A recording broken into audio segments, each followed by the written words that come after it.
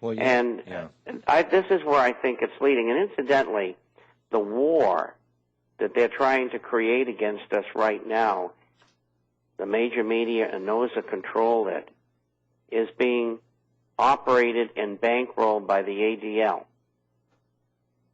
And I don't have to tell you anything about them. You know about them. And they're behind this big time. Like guys like you and I are terrorists. Well, and they've been trying to pull that stuff for years, and now they're at the forefront because the government is in part, probably 80% of the top employees are Zionists. Well, and you know, I just channel surfing this morning, watching the markets, watching the vote to come up on the Senate floor if it was scheduled for the hate crime legislation. I dial over to the 700 Club, and I get the world according to Pat Robertson, which I've chided in the past, but I think I was more on target than just making a bad joke that he's starting to look like Yoda out of Star Wars. But this guy comes up and he says, you know, this is so plain and simple, this thing with Israel, that the reason why, you know, this is going on is because the Palestinians, Hamas, the terrorist group, wants to destroy Israel. And I'm looking at this, and I'm thinking to myself, have you even looked at the map to see what the Palestinian settlements were, and then over the years how they've shrunk, how they're in desperate straits to even survive? And then, of course, they had to run the stories with Netanyahu coming out and saying, yes, we're going full speed ahead with the peace process. They've been talking peace for how many years, all the while murdering their opposition or the Palestinians and restricting them to smaller and smaller areas in which to live, if you can call that life. Now, added on to that, Bob. That's all true. I added on to that, Bob. Israel is rattling the stores because they're under threat from Hamas and countries like Iran. When you have 400 nuclear weapons, what threat can anybody possibly pose to you? Israel has a very well-oiled and supplied armed forces, thanks to the United States. We'll make sure that they're up with the technology and funded to fly their airplanes and to do their deeds. And I'm watching this scenario, and I'm going, is there anybody to stand up against people like Pat Robertson and spieling this Christian Zionism out? I'm more than upset, because I see a lot of people being duped by Yoda here. And they're all cut out of the same cloth, Bob. They sure are. And, you know, they've dogged people like you and I for years. And I had this conversation earlier today on another program, and it's really unfair because we have never done anything to them. Nothing. We haven't. There has not been any real cases of anti-Semitism in this country.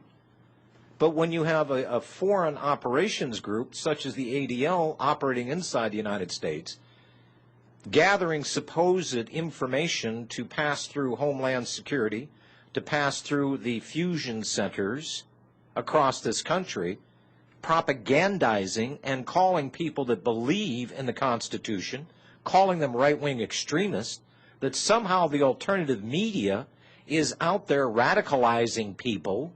We have an overthrow of this government, Bob, and these clowns there are making sure that we are the ones that are targeted. Because I'm anti-government, I got news for them. I'm very pro-government. I'm not anti-anything. I'm very pro. I'm pro-life. I'm pro-good government. I'm pro-constitutional, limited government. I am pro a lot of things. But the fix is in, Bob, and I'll tell you what. They passed this hate crime legislation, which I fully believe that they will. Because we're only dealing with 100 Congress people, senators, which, by the way, used to work as ambassadors for the states. This used to be a confederation, ladies and gentlemen, of sovereign entities called states. The federal government had its role. The states had its role. They have thrown that out. They've usurped the power. And to the point right now that we're dropping back in our respective states and going, where's the stop to this. So we are being declared by our own government to be terrorists in our own land because we believe in God, we believe in the Constitution, we believe in the rule of law, we believe in the ability to protect oneself in case things really do get out of control. And Bob, Mr. Chapman, we have been declared countryless. We are an enemy of the state. I never thought that I would ever live the day to see this. Well, you're right. These people have dogged me, as you know, since 1967, and they've never given up. Well, they've left me alone because I knew they had plans for the alternative media for a long time. And we've begged and implored people to get active, spread the word, at least bring the people to the trough and let them drink deeply. If they don't like the message, you can always let them go. But bring somebody to the trough, let them drink, let them find out what's going on. Because my greatest fear has always been, and it shall remain, and I don't care if we got 99% of the people in this country on the side of the Constitution and law, I'm still going to worry about the 1%. So there's never enough numbers, but that's kind of a neither here nor there. We don't have 99% of anything. And what we are facing is literally jail time, and I'm not exaggerating, and Bob, please correct me if I am, because your name goes along with Robbie Noel's and John Statmiller on this Tuesday program. We are either facing jail.